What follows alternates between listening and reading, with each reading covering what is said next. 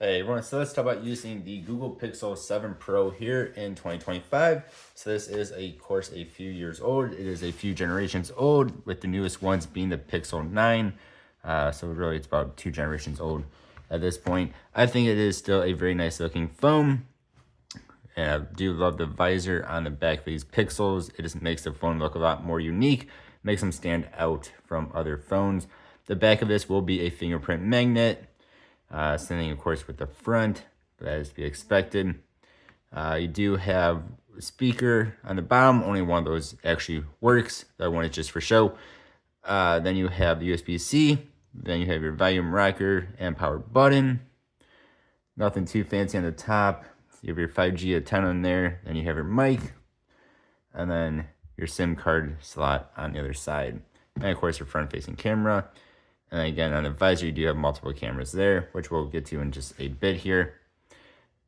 Talk about pricing. At the time of making this video here in the US on Amazon, you can get a 120 gigabyte version like I have here. It's only 250 bucks in renewed condition. Of course, these are not new anymore. Then depending on the color, it can go up a little bit more, up to around 290 bucks. Again, time making this video, that changes every single day, if not multiple times throughout the day. But very cheap phone for being a flagship phone from only a couple generations ago.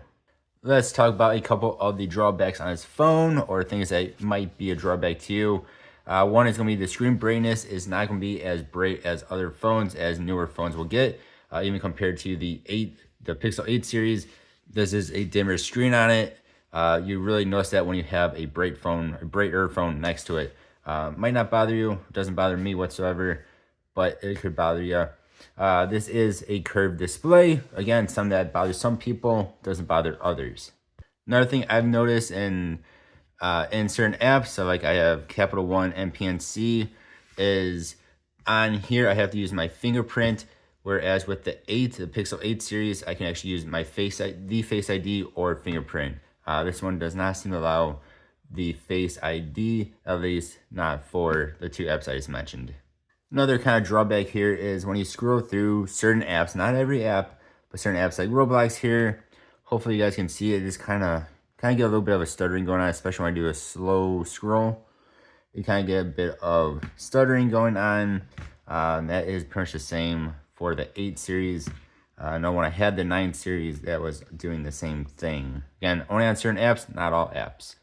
Such as I am now on the internet, the web browser Chrome, and on Subaru's website, and you see it is a lot smoother. Don't have that stuttering going on. Since we're here, this is still a pretty quick phone. There's not a whole lot of difference between even this and then the 9 series as far as regular browsing, regular app opening goes. There's not a whole lot of difference. Of course, the 8s and the 9s are going to be a little bit faster than this, but you're not talking a whole lot faster. You can see this loads in rather quick on just regular web browsing on Best Buy's website there. Like I said, going into, they have it like every single time on any of the Pixels I have. Going into something like Roblox, loads in very, very fast. Going to something like Spotify. So your normal apps are going to load in very fast. Where you will slow down a bit more is when you get into heavier apps, such as Monster Hunter Now. So heavier gaming apps, heavier apps in general. If you try to do video editing, it's not going to save the videos as quickly as the newer generations, or as some of the higher end like Samsungs and iPhones will do. Again, I would not call this exactly a slow phone. And again, for 250 bucks, it's definitely not a slow phone. You can definitely get a much slower phone for that price. And now we're on Monster Hunter Now, which again is a little bit of a heavier app, as it is a decently graphically intensive game. It's going to download the fight real fast. So there, download that very quick. Go into here, go into this fight, which I cannot beat this thing for the life of me at the moment. I'm rather stuck on Sam the Kenneth. Can't see the name either. But it is nice and smooth. No issues there. Again, phones in this price range that are new are going to be more mid-range, not flagship like this was. You will get, some of them will definitely have a lot more lag to them. Is how there's a little bit of lag. But newer, I'm gonna get taken out here. Newer devices that are around the same price will have a lot more lag to them than what this will have. For the most part, it is rather smooth. Now, I would not recommend any of the Pixels for Roblox. We're just going into Arsenal here. This shows off FPS. And see where we are. We'll go ahead and change this to automatic. I went ahead and restarted the game. That way it actually applies the automatic. And you can see there's only sitting there on the screen. It's only at 30s to 40s. Go into it. And you're going to drop down in frame rate. Now we're in the 20s, 30s, hover around the 30s for the most part. So some big stuff happens, then we'll drop down to 20s. There will be times where we're dropping to the teens. And yes, I am terrible with the on-screen controls. Really waiting just for someone to take me down. There you go. So for Roblox, it is definitely not the smoothest. Sending with the 8s. And sending with the 9, again, when I had the 9s, which I've not had since they launched them. But Pixels are just not optimized whatsoever for Roblox. Then let's talk about the speakers here. So we'll go ahead and turn this up all the way. And this is just one of my YouTube videos, so this will just be some music.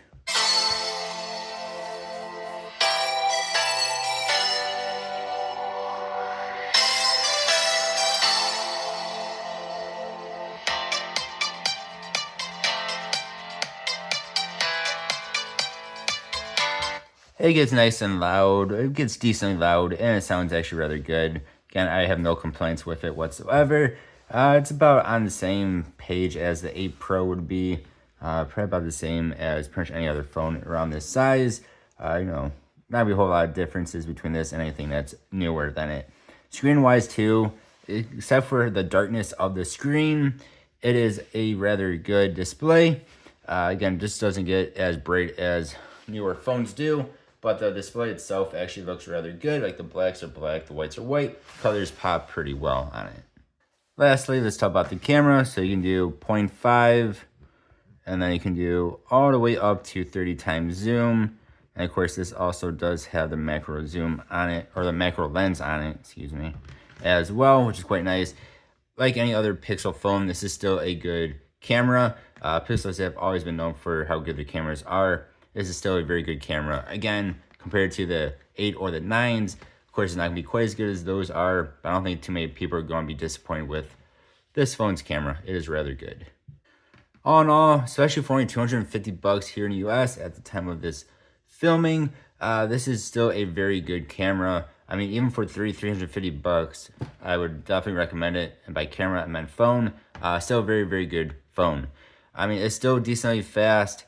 It is, I mean, it's not too heavy as well. It doesn't weigh all that much compared to newer phones. I mean, it still has some heft to it because it is still a big phone. It is still a very nice phone. It is a phone I would still recommend here in 2025, especially if you want a flagship phone that is pretty cheap. You guys let me know what you think, though. Thank you all for watching. Hope you have a good one. I'll see you next time. Goodbye.